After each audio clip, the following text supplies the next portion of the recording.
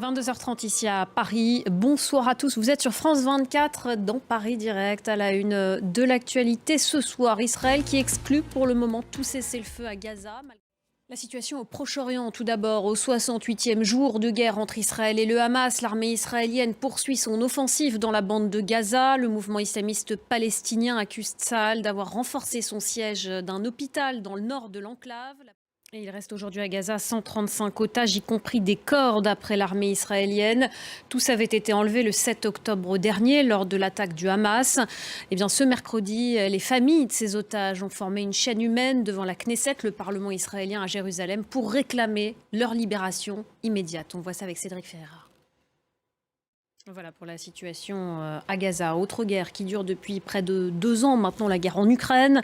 Après l'échec de la contre-offensive estivale de Kiev, la Russie accroît la pression militaire sur le pays. La nuit dernière, une attaque de missiles russes sur Kiev a fait au moins 53 blessés, le bilan le plus lourd depuis des mois dans la capitale. Regardez.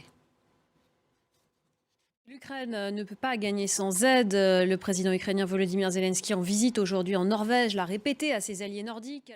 Et enfin, à Dubaï, un accord a finalement été trouvé à la COP28. Le texte appelle pour la première fois à une transition vers une sortie des énergies fossiles, un compromis qualifié d'historique avec toutefois de nombreuses concessions faites aux pays producteurs de pétrole. Cédric Ferrer.